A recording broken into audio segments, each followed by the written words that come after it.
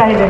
आज लोहा नगराध्यक्ष पदाचे उमेदवार गजाननजी सूर्यवंशी आणि कंधार नगराध्यक्ष पदाचे उमेदवार गंगा प्रसादजी यन्नावार आणि सर्व बाकीचे आमच्या वेगवेगळ्या वार्डातील उमेदवार कमळ चिन्हावर निवडणूक लढत आहेत। या सर्वांना प्रचंड मताने विजयी करण्यासाठी आपल्याला आवाहन करण्यासाठी मी आपल्या समोर उभी आहे। मंचावर विराजमान आमच्या या नांदेड जिल्ह्याचे आणि या राज्याचे प्रमुख नेते, ज्येष्ठ मार्गदर्शक आदरणीय माजी मुख्यमंत्री अशोकरावजी चव्हाण साहेब, सर्व मंचावर आमचे खासदार अजितजी गोपचडे, आमदार तुषार राठोड, आमदार राजेश पवार, संघटन मंत्री संजय कौडगे, उपस्थित सर्व मान्यवर, कारण आपल्याला मुख्यमंत्री महोदयांना ऐकायचे आणि जास्त वेळ आपल्याला घेणार नाही, उपस्थित सर्व मान्यवर आणि येथे उपस्थित टोपी घातलेले, पगोटे घातलेले सर्व वडीलधारी मंडळी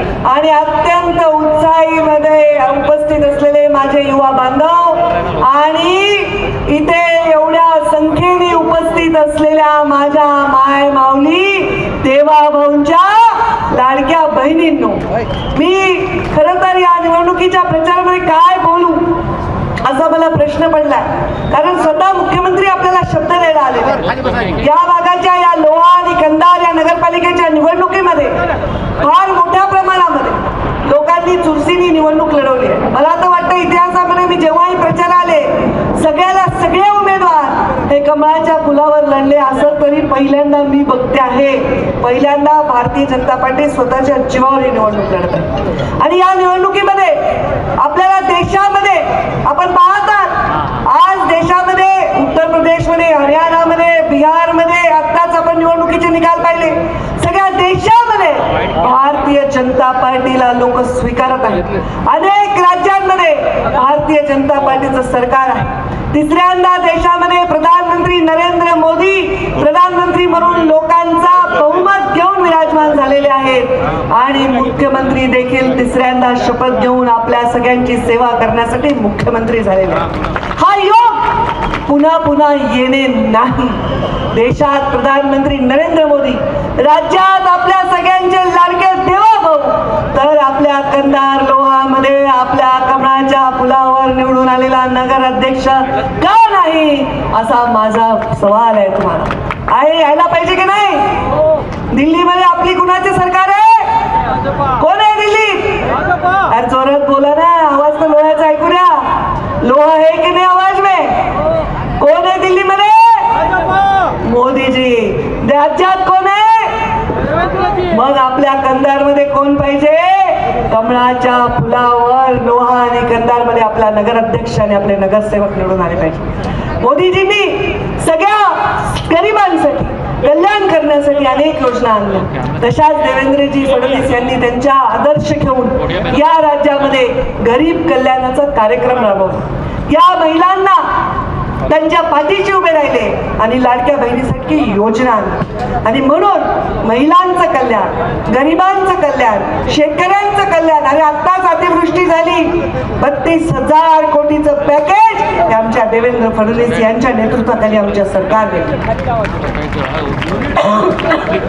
आणि म्हणून आपण आपल्या गल्लीपर्यंत दिल्लीपासून निघालेला विकास यायचा असेल तर कमळाच्या फुलासमोरचं बटन येणाऱ्या 2 तारखेला लावा।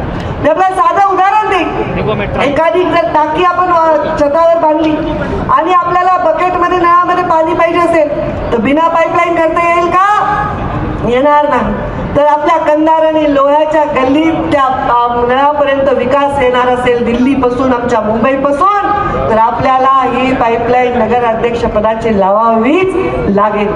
हे शक्तीचं युग आहे आणि स्त्री ही यामध्ये फार महत्वाची आहे आमच्या मोदीजींसाठी, आमच्या देवेंद्रजींसाठी।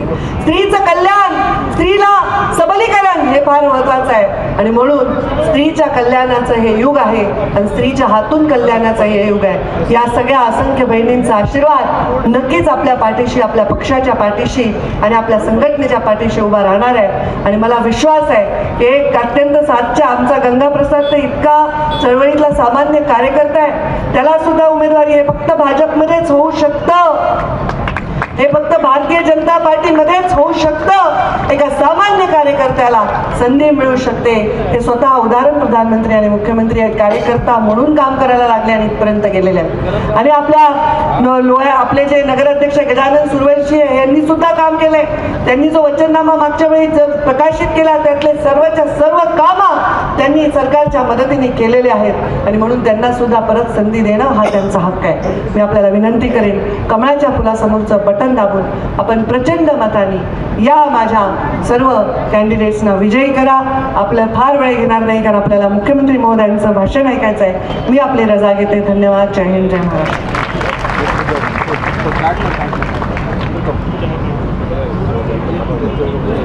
यानंतर लोकनेते